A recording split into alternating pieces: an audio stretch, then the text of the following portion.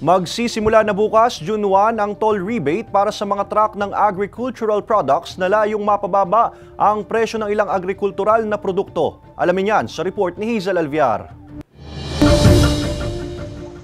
Mula Batangas City, araw-araw bumibiyahe patungong Maynila si Mang Guillermo para mag-angkat ng mga kalakal na gulay sa Divisoria. Inaabot daw ng mahigit 600 piso ang binabayaran niya sa toll. Kaya naman malaking tulong raw ang ipatutupad na AgriTrucks Toll Rebate Program simula bukas. Ang merienda pa, kung may matirang bawas sa toll gate, mabawasan ng 100 sa loob ng 10 digay, magkano yun, digay 3,000 din. Pero paglilinaw ng Toll Regulatory Board o TRB, kailangan accredited ng Department of Agriculture ang mga truck na may kargang agricultural products na dadaan sa mga expressways tulad ng Cavitex, NLEX, SCTEX, MCX at SLEX bago mabigyan ng rebate sa toll.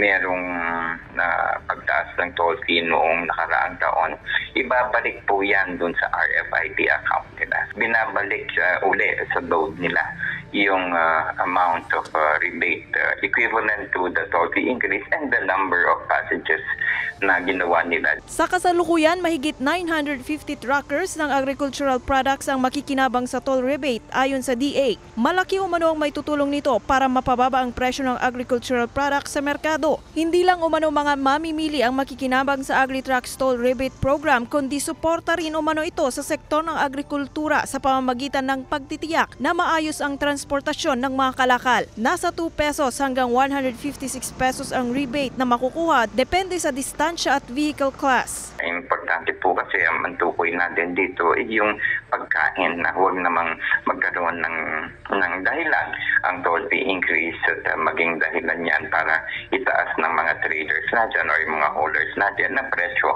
ng kanilang daladalang pagkain or agricultural products or goods. Samantala, ipatutupad din ng TRB simula June 4 ang huling bugso ng toll fee increase sa mga expressway. Yan po ang second and final tranche nung na-approve at napatupad natin noong 2023. Kasama si Buhay Adante Jr., Hazel Alviar, Balitang Southern Tagalog.